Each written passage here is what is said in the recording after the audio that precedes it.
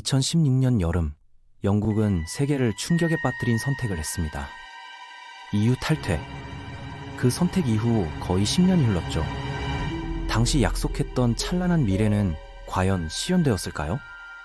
아니면 그저 환상에 불과했을까요? 오늘은 이 거대한 정치적 도박의 실체를 낱낱이 파헤쳐 보겠습니다. 이제 브렉시트의 진실을 하나씩 들여다보겠습니다. 섬나라 영국과 유럽 대륙의 관계는 애초부터 남달랐어요. 2차 세계대전이 끝난 뒤 유럽 통합이라는 거대한 실험이 시작됐을 때 독일과 프랑스는 이를 전쟁 방지와 공동 번영의 길로 받아들였습니다. 반면 영국의 시각은 근본적으로 달랐죠. 과거 대영 제국의 영광에 대한 기억, 그리고 바다로 둘러싸인 지리적 조건이 결합되면서 유럽 통합에 대해 회의적인 태도를 보였습니다. 특히 주목해야 할 지점이 있어요. 전쟁 동안 영국 본토는 나치의 침략을 막아냈습니다. 이는 대륙의 다른 국가들과는 완전히 다른 전쟁 경험이었죠. 프랑스는 나치 점령의 굴욕을 겪었고 독일은 국가 분단이라는 비극을 경험했어요. 영국은 전통적으로 추구해온 영광스러운 고립 정책의 연장선에서 유럽을 바라봤습니다. 1973년 유럽 경제공동체에 가입할 때부터 영국의 입장은 분명했어요. 정치적 통합보다는 경제적 실익에 초점을 맞췄죠. 이런 시각 차이는 세월이 흐를수록 더욱 두드러졌습니다. 1990년대 말, 이런 회의론이 본격적인 정치운동으로 발전하기 시작했어요. 나이젤 페라지가 이끈 영국 독립당은 반-EU 정서를 체계적으로 조직화하고 대중의 지지를 얻는 데 성공했습니다. 그들의 주장은 세 가지 핵심 메시지로 구성됐어요. 경제 자율권 되찾기, 국경 통제 회복, 국가 주권 지키기였습니다. 이 시기 언론의 영향력도 무시할 수 없었어요. 일부 매체들은 EU 정책을 지나치게 과장하거나 왜곡해서 보도했습니다. 바나나 공률 규제 같은 사례가 대표적이죠. 사실관계와는 거리가 있었지만 이런 보도들은 브뤼셀 관료들이 영국인의 일상까지 간섭한다는 이 인식을 퍼뜨리는 데 효과적이었어요. 경제적 관점에서 보면 영국은 분명히 EU에 순기여하는 입장이었어요. 부유한 회원국으로서 받는 것보다 훨씬 많은 돈을 내야 했죠. 이 자금은 주로 동유럽 등 경제적으로 뒤처진 회원국들을 지원하는 데 쓰였습니다. 연대와 협력이라는 원칙에 기초한 시스템이었지만 영국 납세자 입장에서는 우리 세금으로 왜 남의 나라를 도와야 하는가라는 불만이 생길 수밖에 없었어요. 2004년 EU 동방 확대는 이런 불만을 폭발시키는 계기가 됐습니다. 폴란드, 헝가리, 체코를 비롯한 10개국이 새롭게 가입하면서 EU는 역사상 최대 규모의 확장을 단행했어요. 문제는 프랑스와 독일이 신규 회원국 출신 이민자들에게 일시적 제한을 가한 반면 영국은 그런 조치를 취하지 않았다는 점입니다. 그 결과 영국은 동유럽발 대규모 이주 흐름을 경험하게 됐어요. 10년 동안 100만 명이 넘는 사람들이 유입됐죠. 이들 대다수는 건설, 서비스, 농업 분야에서 일하며 경제에 기여했습니다. 다만 동시에 임금 하락 압력, 주택난 심화, 공공서비스 부담 증가 같은 문제들도 야기했어요. 학술 연구 결과를 종합해보면 동유럽 출신 저숙련 노동자들이 영국 노동시장에 미친 부정적 영향은 실제로 존재했습니다. 물론 그 규모는 일반 대중이 생각하는 것만큼 크지는 않았죠. 전체 경제 차원에서 보면 영향이 제한적이었어요. 그렇지만 특정 지역과 특정 계층에게는 실질적인 피해가 있었던 것도 사실입니다. 더 중요한 건 이 모든 일이 영국 경제가 침체에 빠진 시기와 겹쳤다는 점입니다. 2008년 금융위기 이후 영국의 1인당 GDP는 거의 정체 상태였어요. 역사적으로 미국과 비슷하거나 때로는 더 높은 생활 수준을 누려왔던 영국이 뒤처지기 시작한 시점이었죠. 이런 상황에서 EU가 경제 성장을 가로막는 장애물이라는 주장이 설득력을 얻기 시작했어요. 브렉시트 지지 세력은 EU의 각종 규제와 제약이 영국이 글로벌 경제의 빠른 변화에 발맞추지 못하게 만드는 주된 원인이라고 주장했습니다. 2016년 국민투표 캠페인 기간 동안 이런 모든 불만과 기대가 하나로 모였어요. 브렉시트 진영의 메시지는 명쾌했습니다. 매주 3억 5천만 파운드를 EU에 보내지 말고 NHS에 투자합시다. 통제권을 되찾읍시다.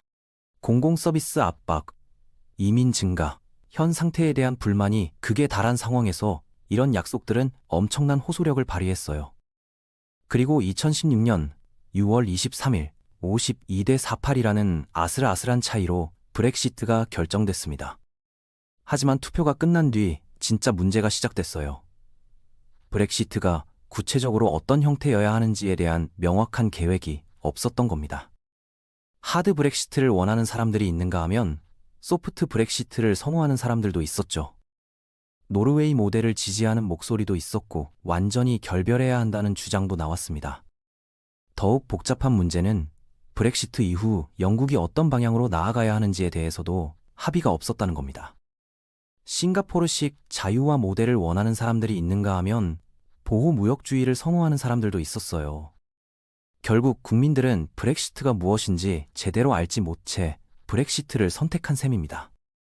이는 이후 5년간 이어진 정치적 혼란의 뿌리가 됐어요. 세 차례의 정부 교체와 수많은 의회 표결을 거쳐 마침내 합의에 도달했지만 그 결과에 만족하는 사람은 거의 없었습니다. 최종 합의안은 인적 이동의 자유를 끝내고 영국에 규제 독립성을 부여하며 EU 예산 기여를 중단시켰어요. 하지만 이 모든 것에는 막대한 대가가 따랐습니다. 가장 큰 손실은 유럽 단일 시장에 대한 자유로운 접근권을 잃은 것이었어요. 무역 분야를 살펴볼까요?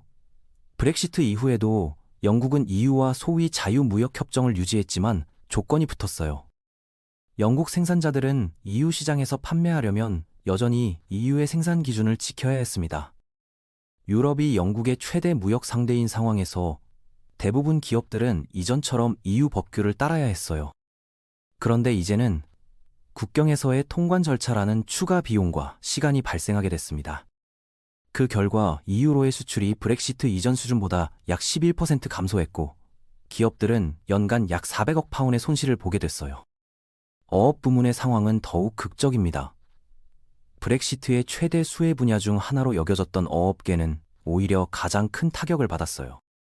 EU 할당제에서 벗어나 영국 해역에 대한 완전한 통제권을 회복하면 수익이 급증할 것이라는 약속과는 정반대의 결과가 나타났습니다.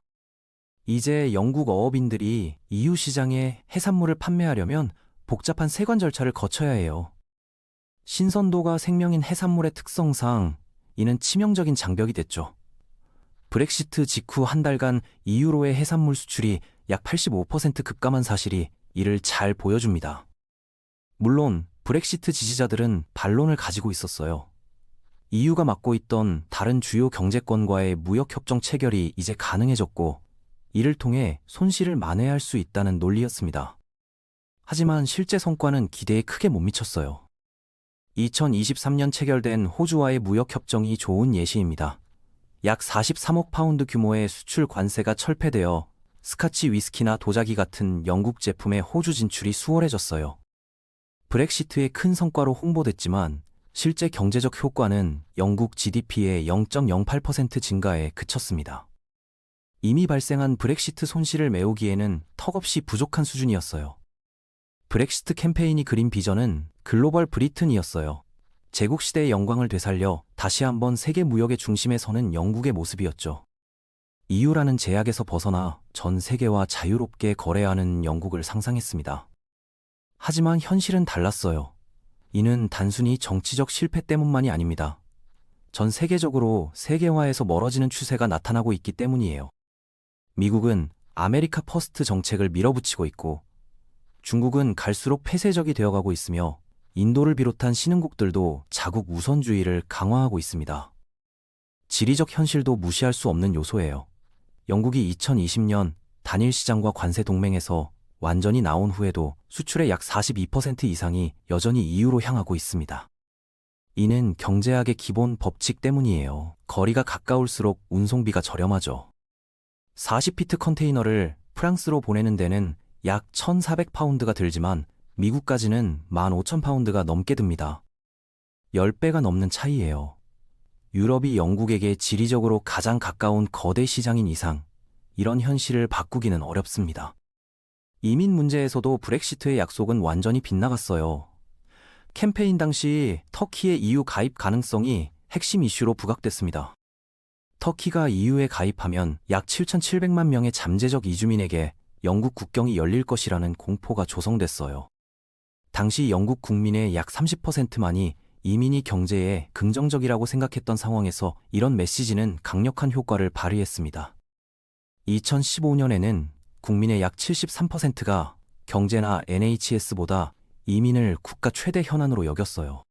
브렉시트 지지자들의 논리는 명확했습니다. EU와의 인적 이동 자유협정이 존재하는 영국은 절대 이민을 통제할 수 없다는 것이었죠. 하지만 브렉시트 이후 현실은 정반대로 나타났어요. 2023년 영국으로의 이민자 수는 약 120만 명으로 사상 최고치를 기록했습니다. 이는 전체 인구의 약 2%에 해당하는 규모예요. EU 탈퇴로 이민을 줄이겠다던 약속과는 정반대의 결과가 나온 겁니다. 이런 결과가 나온 이유는 복합적이에요. EU 출신 이민은 감소했지만 인도, 나이지리아, 파키스탄 등 비-EU 국가 출신 이민이 크게 증가했습니다. 브렉시트 이후 영국 정부가 비-EU 국가와의 관계 강화를 추진하면서 이들 국가 출신 이민에 대해서는 오히려 문호를 넓힌 측면이 있어요. 2016년 국민투표 캠페인 과정에서 양측 모두 과장된 주장을 펼쳤습니다. 잔류파는 브렉시트 시, 즉시 경기 침체가 오고 2년 내 약 100만 개 일자리가 사라질 것이라고 경고했어요. 이런 극단적 시나리오는 실현되지 않았습니다. 하지만 브렉시트 진영의 과장은 더 심각했어요. 가장 상징적인 것이 바로 그 유명한 버스 광고였습니다. 우리는 매주 3억 5천만 파운드를 EU에 보낸다. 대신 NHS에 투자하자는 문구가 적힌 빨간 버스가 영국 전역을 누벼서요. 하지만 이 숫자는 명백히 잘못된 것이었습니다. 영국이 EU에 매주 3억 5천만 파운드를 보낸 것은 맞지만 그중 상당 부분을 리베이트로 돌려받았어요.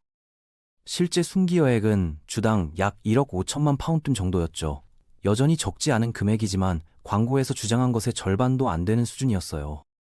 더 심각한 것은 브렉시트 자체에 엄청난 비용이 든다는 점입니다. 탈퇴 협상 과정에서만 약 300억 파운드 이상이 소요될 것으로 추산됐고, 여기에는 브렉시트로 인한 경제적 손실 약 1,400억 달러는 포함되지도 않았어요.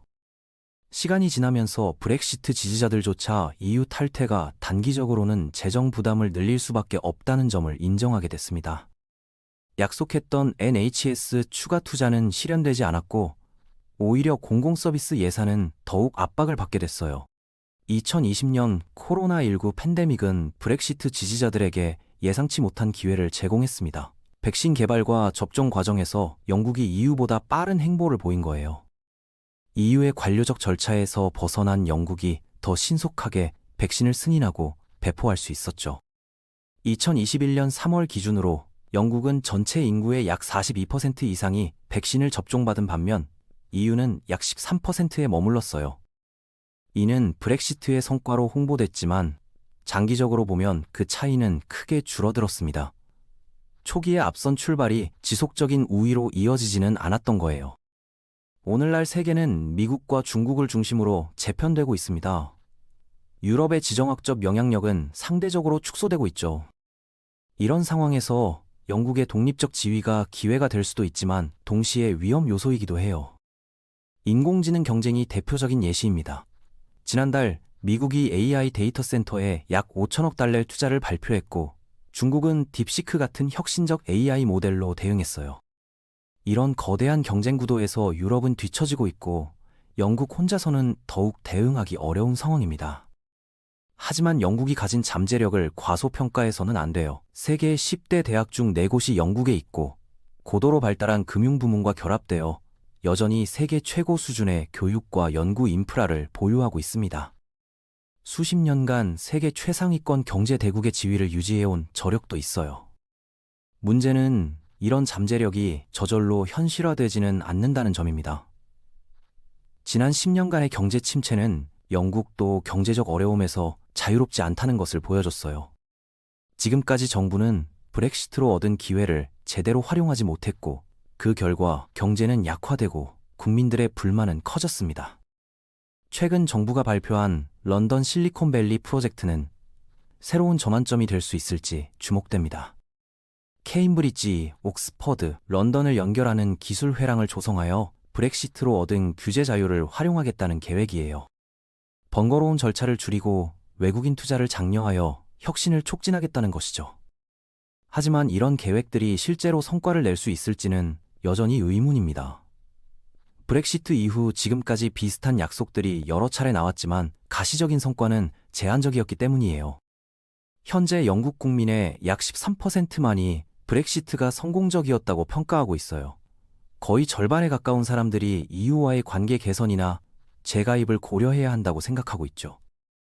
이는 브렉시트가 약속했던 미래와 현실 사이의 격차가 얼마나 큰지를 보여줍니다. 그렇다면 브렉시트는 애초부터 실패할 운명이었을까요? 아니면 다른 방식으로 추진했다면 다른 결과가 나올 수 있었을까요? 이에 대한 답은 간단하지 않아요.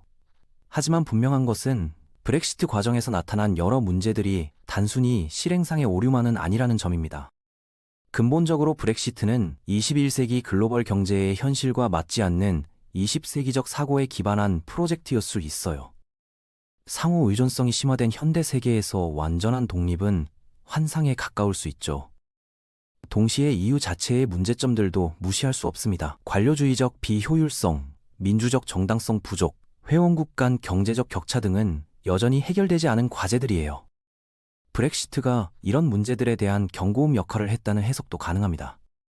결국 브렉시트의 진짜 교훈은 복잡한 현대 사회에서 단순한 해답은 존재하지 않는다는 것일지도 몰라요. 통제권 회복이나 주권 수호 같은 구호는 감정적으로는 호소력이 있지만 실제 정책으로 구현하기에는 너무 모호하고 추상적입니다. 앞으로 영국이 브렉시트의 상황을 어떻게 관리해 나갈지는 시간이 지나봐야 알 수 있어요. 깨진 약속들을 어떻게 수습하고 새로운 기회들을 어떻게 창출해낼지가 관건이 될 겁니다. 브렉시트라는 역사적 실험의 최종 평가는 아직 내려지지 않았어요.